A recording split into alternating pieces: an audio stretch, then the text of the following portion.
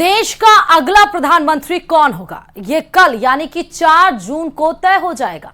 लोकसभा चुनाव के सबसे आखिरी पड़ाव में कल मतगणना होगी और जिसकी तैयारी हर पार्टी कर रही है। बीजेपी ने भी इसको लेकर अपनी विशेष तैयारी कर रखी है। बीजेपी की क्या है वो विशेष तैयारी, देखिए इस खास रिपोर्ट में।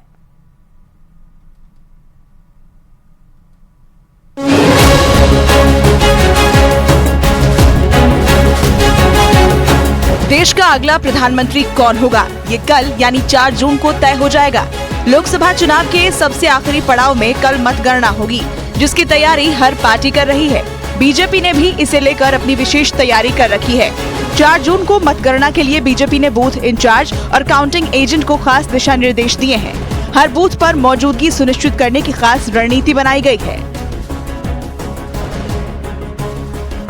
मतगणना के लिए बीजेपी की तैयारी, booth agent, booth in-charge, counting agent को निर्देश दिए गए।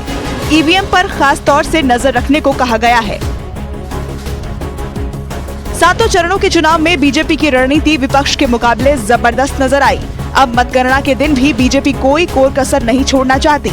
ईवीएम की सुरक्षा का मुद्दा सभी पार्टियों के लिए बेहद अहम है। ऐसे में बीजेपी ने भी इसके लिए खास तैयारी की है।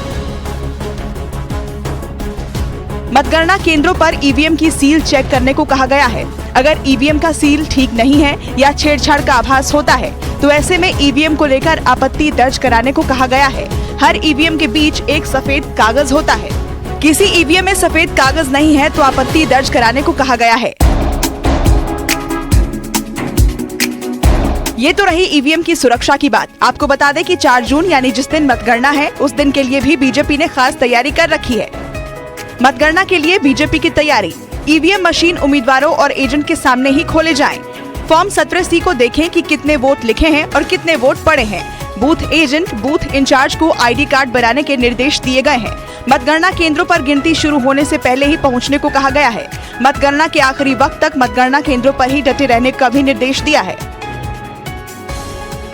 विधानसभा चुनाव हो या फिर लोकसभा चुनाव, बीजेपी की तैयारी एक पेशेवर पार्टी की तरह होती है। यही कारण है कि ऐसी रणनीति जीत का झंडा बुलंद करने में अहम भूमिका निभाती है।